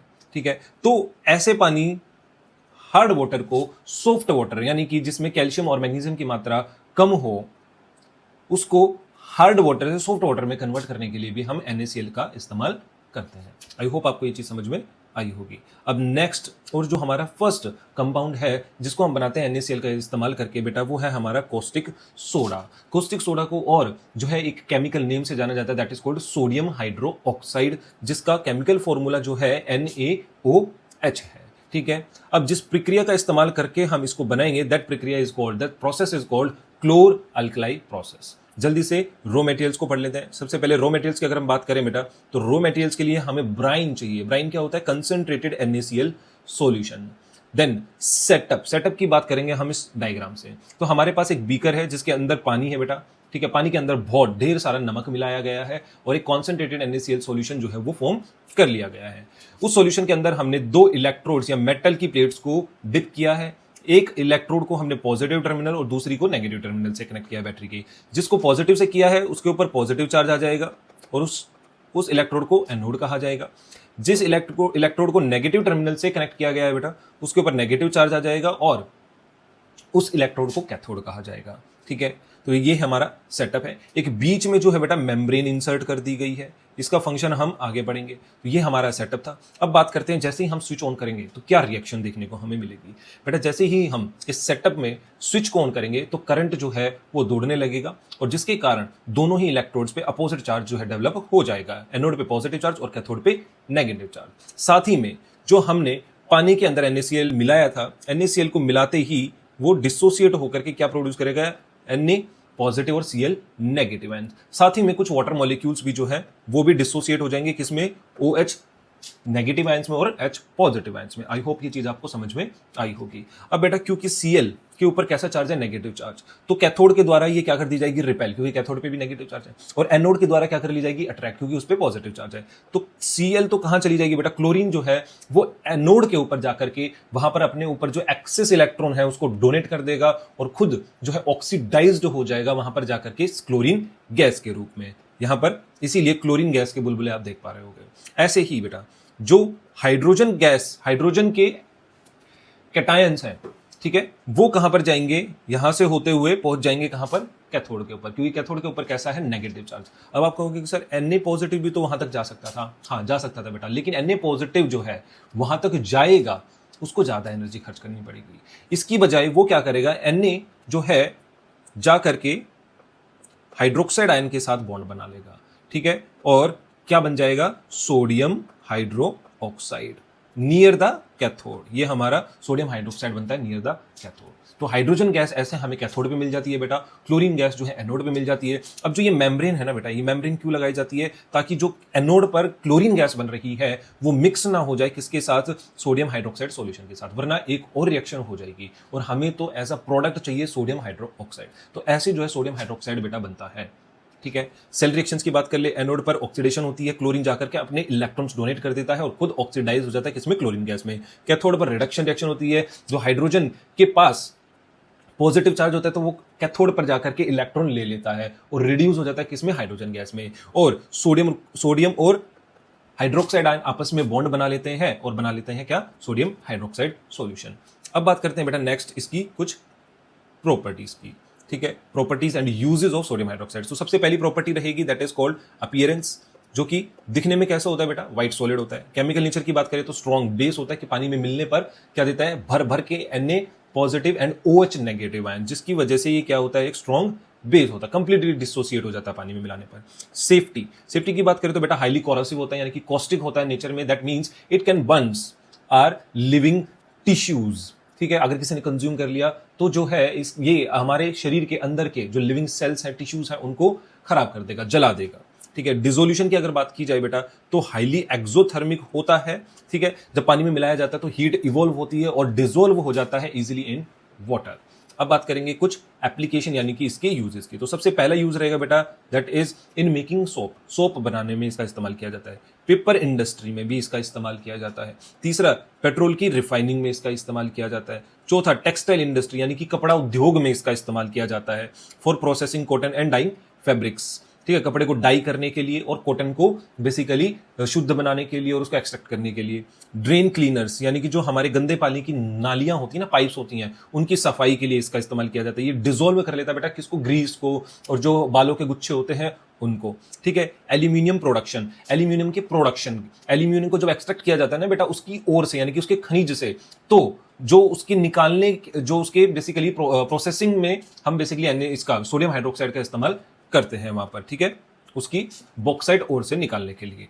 आई होप आपको पहला कंपाउंड समझ आया होगा। देन हमारा जो सेकंड कंपाउंड है बेटा वो रहेगा हमारा ब्लीचिंग पाउडर। ब्लीचिंग पाउडर का जो केमिकल नेम है that is called calcium oxychloride. इसके फॉर्मूले की अगर हम बात करें तो CaOCl2 ये हमारा रहेगा। प्रिपरेशन एंड स्ट्रक्चर की अगर हम बात करें तो सबसे पहले बात कर लेते हैं बेटा इसके केमिकल नेम की। तो कैल्शियम ऑक्सीक्लोराइड और कैल्शियम हाइपोक्लोराइड जो है इसका दोनों ये नाम रहेंगे। प्रिपरेशन की अगर मैं बात करूं तो बेटा स्लेक्ड लाइम जो कि हमारा कैल्शियम हाइड्रोक्साइड होता है, उससे जब क्लोरीन गैस को पास किया जाता है बेटा तो क्या बनता है, कैल्शियम ऑक्सीक्लोराइड और साथ में पानी, और ये होता है हमारा ब्लीचिंग पाउडर। अब स्ट्रक्चर की अगर बात की जाए तो बेटा स्ट्रक्चर में हमें दो तरीके के आयंस देखने को मिलते हैं, ऑक्सी हाइपोक्लोराइड आयन और हमारा क्लोराइड आयन। ठीक है, आई होप आपको ये चीज समझ में आई होगी।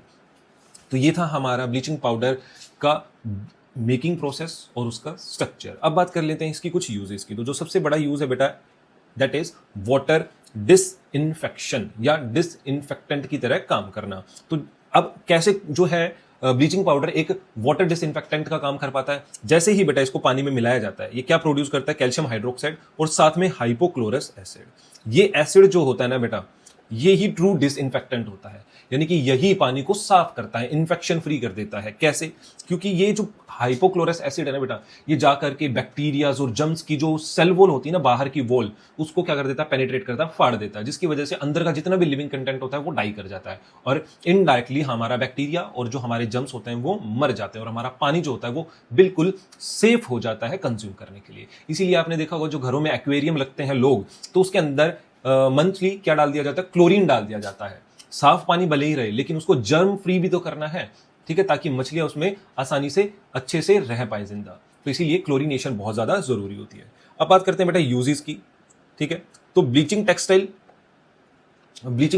पाउडर का जो है इस्तेमाल टेक्सटाइल और पेपर इंडस्ट्री में किया जाता है, यानी कि कपड़ा उद्योग में और हमारा जो कागज बनता है ऐसी फैक्ट्रियों में इसका इस्तेमाल किया जाता है। सैनिटेशन के यानी कि साफ सफाई के लिए, सीवेज में, गंदी पानी के नालियों में, टॉयलेट्स में इसका इस्तेमाल किया जाता है। और it act as a strong oxidising agent that is why it is also used in chemical industries. बहुत सारी केमिकल इंडस्ट्रीज में इसका इस्तेमाल किया जाता है। क्यों, क्योंकि ये जो ब्लीचिंग पाउडर है ये एक स्ट्रॉन्ग ऑक्सीडाइजिंग एजेंट होता है। तो आई होप आपको ये चीज समझ में आई होगी। देन जो नेक्स्ट टॉपिक रहेगा बेटा वो हमारा रहेगा बेकिंग सोडा, कैसे NaCl से बनता है। कॉमन नेम की अगर हम बात करें तो इसको कहा जाता है सोडियम हाइड्रोजन कार्बोनेट।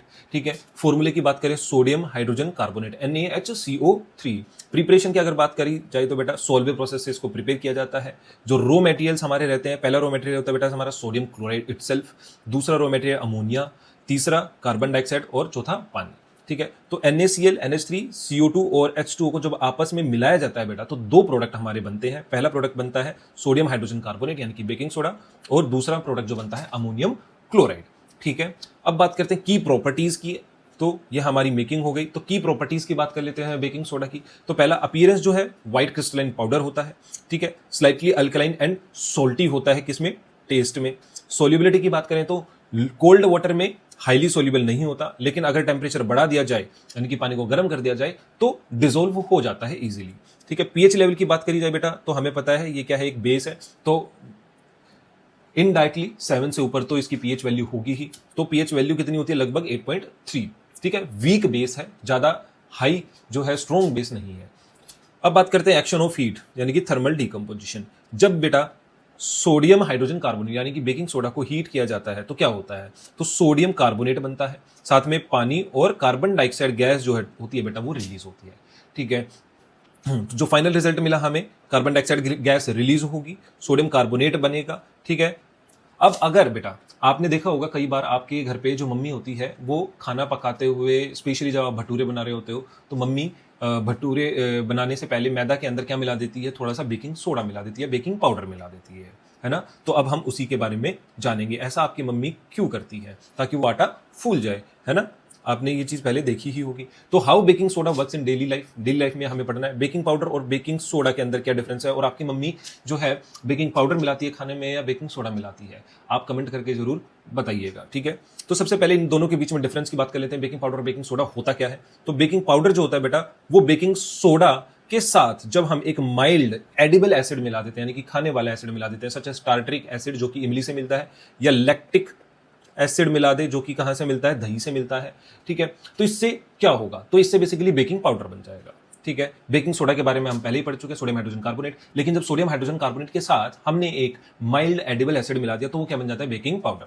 अब बेकिंग पाउडर का क्या काम होता है, क्यों हम इसका इस्तेमाल करते हैं, हाउ इट वर्क्स, कैसे काम करता है। When mixed with weight Dove, जब इसको गीले आटे के साथ मिला दिया जाता है, गीला भी कैसे, बेसिकली बेटा इसको मिलाते हुए आटे में हम थोड़ा सा गर्म पानी डाल देते हैं। ठीक है, तो बेसिकली क्या होता है, कार्बन डाइऑक्साइड गैस जो है वो रिलीज होती है। अभी हमने ऊपर पढ़ा था सोडियम हाइड्रोजन कार्बोनेट को जब हीट किया जाता है तो क्या बनता है, सोडियम कार्बोनेट, और साथ में कौन सी गैस निकलती है बेटा, कार्बन डाइऑक्साइड गैस। यही कार्बन डाइऑक्साइड गैस जो है बेटा ब्रेड या आटे को क्या कर देती है, फुला देती है। जब क्योंकि गैस अगर जब हम गुब्बारे में भरते हैं तो क्या हो जाता है, गुब्बारा फूल जाता है। वैसे ही हमारा आटा भी जो है कार्बन डाइऑक्साइड गैस के भरने के कारण फूल जाता है और आटा कैसा हो जाता है, नरम हो जाता है। ठीक है, why not just use baking soda, तो हम बेकिंग सोडा का क्यों यूज नहीं करते, बेकिंग पाउडर का इस्तेमाल क्यों करते हैं, क्योंकि बेटा अगर बेकिंग सोडा का इस्तेमाल करेंगे तो क्या बनेगा, कार्बन डाइऑक्साइड गैस रिलीज होगी, वाटर रिलीज होगा, साथ में सोडियम कार्बोनेट बनेगा। सोडियम कार्बोनेट जो कि एक बेस होता है, तो हमारा खाना कैसा हो जाएगा, बेस के कारण कड़वा, या जिसको हम बेसिकली क्या बोलते हैं, बिटर बोलते हैं ना। तो अब आप कड़वा खाना खाओगे तो आपको उतना अच्छा लगेगा नहीं। अब उस कड़वाहट को न्यूट्रलाइज करने के लिए हम क्या मिला देते हैं बेटा, उसके साथ एक एसिड को। ठीक है, heating plain baking soda create sodium carbonate which taste bitter, जो कि कैसा होता है टेस्ट में कड़वा। The tartaric acid specifically neutralises this bitterness, वो क्या करती है, इस बिटरनेस यानी कि कड़वाहट को जो है न्यूट्रलाइज कर देता है। आई होप आपको समझ में आया होगा क्यों हम बेकिंग पाउडर का इस्तेमाल करते हैं रेदर देन बेकिंग सोडा का। अब बात करते हैं soda acid fire extinguisher. Fire extinguisher का काम क्या होता है बेटा, आग को बुझाना। ठीक है, हमारे जो टिपिकल फायर एक्सटिंग्यूजर होते हैं बेटा वो किसके बने होते हैं, कार्बन डाइऑक्साइड गैस के। ठीक है, अब सोडा एसिड फायर हम क्यों यूज कर रहे हैं, क्योंकि हमें पता है जो baking soda solution baking soda होता है उसको हीट करने पे क्या रिलीज होती है, कार्बन डाइऑक्साइड गैस रिलीज होती है। इसीलिए हमने एक फायर एक्सटिंग्यूजर के अंदर दो कंपार्टमेंट लिए, पहले कंपार्टमेंट में बेकिंग सोडा का सॉल्यूशन लिया, दूसरे कंपार्टमेंट में सल्फ्यूरिक एसिड का सॉल्यूशन लिया। जैसे ही हम नोजल को प्रेस करते हैं बेटा ये दोनों कंपार्टमेंट में मौजूद केमिकल्स आपस में रिएक्ट करते हैं। ठीक है, दोनों सेपरेट कंपार्टमेंट रखे होते हैं और जैसे ही नोजल को दबाया जाएगा दोनों रिएक्ट करेंगे। रिएक्ट करते ही रैपिड कार्बन डाइऑक्साइड गैस जो है बेटा वो निकलेगी, बहुत तेजी से कार्बन डाइऑक्साइड गैस बाहर निकलेगी। ठीक है, अब यहां पर आप उस रिएक्शन को देख पा रहे हो। ठीक है, कार्बन डाइऑक्साइड गैस जो है निकल रही है। अब जो कार्बन डाइऑक्साइड गैस होती है बेटा हैवी होती है किससे, ऑक्सीजन या हवा से, इसीलिए वो जलती हुई वस्तु के चारों तरफ क्या बना लेती है, घेरा बना लेती है और ऑक्सीजन की सप्लाई को कट कर देती है, जिसके कारण जो हमारी जलती हुई चीज है वो बुझ जाती है। क्योंकि जलने के लिए क्या किस चीज की आवश्यकता होती है बेटा, ऑक्सीजन गैस की आवश्यकता होती है। अब क्योंकि कार्बन डाइऑक्साइड ने ऑक्सीजन की सप्लाई को कट कर दिया इसलिए वो जलती हुई चीज क्या हो जाएगी, बुझ जाएगी। आई होप आपको ये चीज समझ में आई होगी। और एवरीडे लाइफ में कहां पर बेकिंग सोडा इस्तेमाल होता है, आपके घर में बेटा जब किसी बड़े बुजुर्ग को कुछ ज्यादा ऑयली फूड खाने के कारण क्या होता है, इंडाइजेशन होता है। इंडाइजेशन के कारण क्या होता है, एसिड जो है वो ज्यादा बनने लगता है। ठीक है, एसिड जब ज्यादा बनता है तो बेटा क्या होती है, गैस्ट्रिक प्रॉब्लम होती है, गले में जलन, पेट में जलन होने लगती है। ठीक है, अब इस बढ़े हुए एसिड की मात्रा को हम कैसे न्यूट्रलाइज कर सकते हैं, किसी बेस को अगर हम मिला दें तो क्या होगा, वो एसिड का इफेक्ट जो है वो न्यूट्रलाइज हो जाएगा और वो जलन और दर्द जो है वो कम हो जाएगा। तो इसीलिए बेटा बेकिंग सोडा क्या है, एक एडिबल बेस है, हमारा माइल्ड बेस है जिसको कंज्यूम किया जा सकता है। इसीलिए पानी में मिला करके जब बेकिंग सोडा को पी लिया जाता है तो बड़े हुए एसिड की मात्रा न्यूट्रलाइज हो जाती है, कम हो जाती है और इंसान को क्या हो जाता है, रिलीफ मिल जाता है। इसीलिए बेकिंग सोडा को एक एज एन एंटा एसिड भी कहा जाता है। ठीक है, जो नेक्स्ट हमारा टॉपिक है बेटा वो है हमारा बेकिंग सोडा। बेकिंग सोडा को हम बोलते हैं बेटा सोडियम हाइड्रोजन डेकाहाइड्रेट। अगर मैं इसके फॉर्मूले की बात करूं तो Na2CO3 डॉट 10H2O, जो डेकाहाइड्रेट है बेटा, ये इस्तेमाल किया जाता है 10H2O मॉलिक्यूल्स को रिप्रेजेंट करने के लिए। अब यहां पर जो ये फॉर्मूला है, ये हमें क्या बता रहा है कि एक मॉलिक्यूल सोडियम कार्बोनेट के एक मॉलिक्यूल के साथ 10 H2O के मॉलिक्यूल्स आपस में जुड़े हुए हैं। और ये हम पहले ही पढ़ चुके हैं वाटर ऑफ क्रिस्टलाइजेशन में, यानी कि यहां पर जो 10 मॉलिक्यूल्स हैं वाटर के, वो किसका हिस्सा है? बेसिकली उस क्रिस्टल का हिस्सा है। इसीलिए जब आप डिटर्जेंट में, वॉशिंग सोडा में हाथ डालते हो तो आपको वहां पर थोड़ी सी नमी महसूस होती है इन्हीं वाटर पार्टिकल्स की वजह से। अब हम प्रिपरेशन की बात करें तो 3 स्टेप प्रिपरेशन होगी बेटा। पहला सोल्वे प्रोसेस, जिसमें हम NaCl, NH3, CO2 और H2O को मिला करके क्या बनाएंगे? Sodium hydrogen carbonate. ठीक है, सोडियम हाइड्रोजन कार्बोनेट को हीट करने पे क्या होगा बेटा? वो टूट जाएगा सोडियम कार्बोनेट में, जो कि हमें चाहिए सोडियम कार्बोनेट में, साथ में कार्बन डाइऑक्साइड गैस रिलीज हो जाएगी और पानी बनेगा।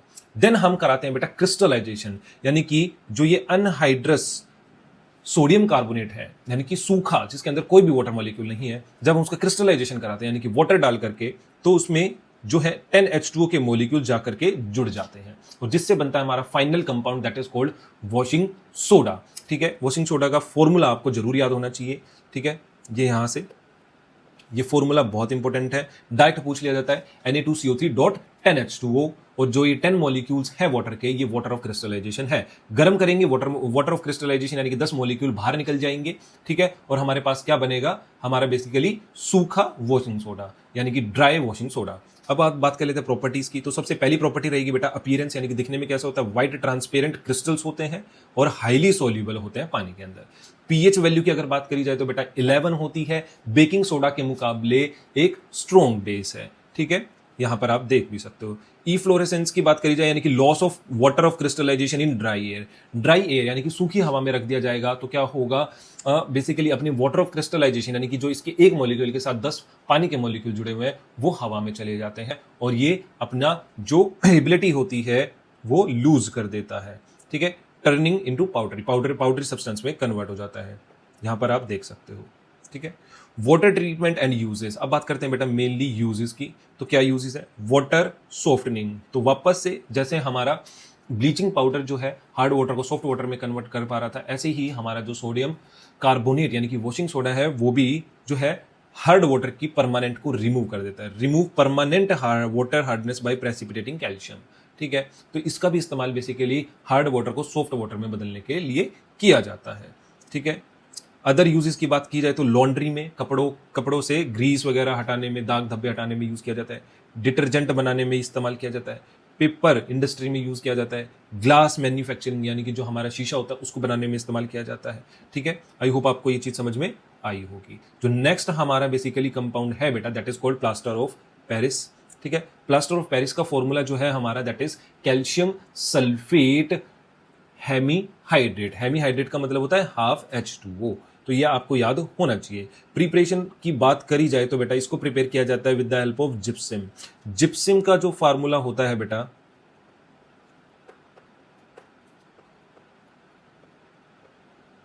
वो होता है CaSO4.2H2O मॉलिक्यूल, यानी कि एक कैल्शियम सल्फेट मॉलिक्यूल के साथ 2 मॉलिक्यूल वाटर के जुड़े होते हैं। लेकिन यहां पर अगर हम बात करें प्लास्टर ऑफ पेरिस में एक मॉलिक्यूल के साथ आधा मॉलिक्यूल पानी का, ये तो हो ही नहीं सकता। यहां पर हम सिर्फ और सिर्फ बेटा फॉर्मूले को लिखने के लिए दर्शाते हैं ऐसा, जबकि होता क्या है? 2 CaSO4 के साथ एक पानी का मॉलिक्यूल जुड़ा हुआ होता है बेटा। ठीक है, 2 CaSO4 के साथ एक पानी का मॉलिक्यूल, एक मॉलिक्यूल के साथ आधा। इसीलिए हम जस्ट फॉर्मूले को लिखने के लिए ऐसा लिख देते हैं, बट एक्चुअली में क्या होता है? 2 CaSO4 के साथ एक वाटर का मॉलिक्यूल जुड़ा हुआ होता है। आपको आई होप समझ में आ गई होगी। अब बात करते हैं प्रिपेयर कैसे होता है। तो सबसे पहले बेटा जिप्सम को लिया जाता है और 100 डिग्री सेल्सियस पे हीट किया जाता है, ना तो ज्यादा पे ना ही कम पे। अगर कम पे करेंगे तो भी उससे वाटर मॉलिक्यूल्स बाहर नहीं निकलेंगे, और ज्यादा पे हीट कर दिया तो सारे के सारे वाटर मॉलिक्यूल्स जो है बाहर निकल जाएंगे। ठीक है, if heated higher it forms dead burned plaster. तो क्या बनेगा? डेड बर्न्ड प्लास्टर बन जाएगा। अनहाइड्रस CaSO4 यानी कि CaSO4, सारे के सारे H2 मॉलिक्यूल्स बाहर निकल जाएंगे, यानी कि 2 H2 मॉलिक्यूल्स थे एक के साथ, तो 2 के 2 निकल जाएंगे। Which completely lose its ability to set, जिसके कारण ये फिर सेट नहीं हो पाएगा पानी में भिगो करके। अब बात करते हैं सेटिंग प्रोसेस की। ठीक है, तो जब किसी इंसान को फ्रैक्चर हो जाता था पहले के टाइम पे, तो डॉक्टर क्या करता था? उसको फ्रैक्चर लगाता था और ऊपर से पट्टी बांध देता था, और उसके ऊपर बेसिकली क्या अप्लाई कर देता था? हमारा ये पीओपी, जिसके बाद सूखने के बाद ये बिल्कुल हार्ड हो जाता था। ठीक है, mixing with water convert its back to solid gypsum. अब जिप्सम जो होता है ना बेटा, वो सॉलिड सब्सटेंस होता है। ठीक है, जबकि अगर हम पीओपी की बात करें, ये हमारा क्या होता है, पाउडरी सब्सटेंस। ठीक है, ये हमारा कैसा सब्सटेंस होता है, पाउडरी सब्सटेंस। घर पे भी देखा होगा, जब सीलिंग का काम करवाते हैं डिजाइन बनवाने के लिए, तो पीओपी को लेते हैं, यानी कि पाउडरी सब्सटेंस को लेते हैं, पानी मिलाते हैं, देन उसको क्या करते हैं, उससे डिजाइन बना लेते हैं। जैसे वो सूख जाता है तो किस में कन्वर्ट हो जाता है बेटा, जिप्सम में। तो जिप्सम क्या होता है, सॉलिड सब्सटेंस होता है, जबकि पीओपी जो है पाउडरी सब्सटेंस होता है। यहां पर आप देख पाओगे CSO4 प्लस हाफ H2O, यानी कि 3/2 H2O मॉलिक्यूल्स को जोड़ा तो क्या बन गया, वापस से जिप्सम बन गया। ठीक है, Y it is use for manufacture medical fractures. Y it is use for medical fracture. Medical fractures में इसको इस्तेमाल क्यों किया जाता था बेटा, लाइट वेट होता था, लेकिन साथ में हार्ड होता था बहुत। जब ये सूख जाता था उसके बाद बहुत ज्यादा हार्ड हो जाता था। पोरस होता था, अलाउ करता था एयर सर्कुलेशन को। पोरस यानी कि इसमें छोटे छोटे होल्स होते हैं, जिसके कारण हवा जो है वो स्किन तक पहुंच पाएगी और वहां पर स्किन जो है वो खराब नहीं होगी। इजी टू अप्लाई है, ठीक है, एंड रिमूव लेटर, आसानी से अप्लाई हो जाता है, आसानी से हट जाता है। Body heats helps accelerate the setting process. और जो हमारी बॉडी की हीट होती है ना, वो इसको खुद से सेट करने में जो है हेल्प करती है। ठीक है, अगर हम यूजेस की बात करें तो आर्ट और स्टैच्यूज, जो मूर्तियां बनाते हैं लोग, वो भी पीओपी का इस्तेमाल, बिल्कुल हल्की होती है इसी के कारण। ठीक है, लेकिन हार्ड होती है, मजबूत होती है। सीलिंग की कंस्ट्रक्शन, ठीक है, fire protection and science lab apparatus जो होते हैं बहुत सारे इसी से बने होते हैं। आई होप आपको ये चीज समझ में आई होगी। यहां पर ये दिखाया भी हुआ एग्जांपल कैसे फ्रैक्चर पे हमने पीओपी का इस्तेमाल किया हुआ है।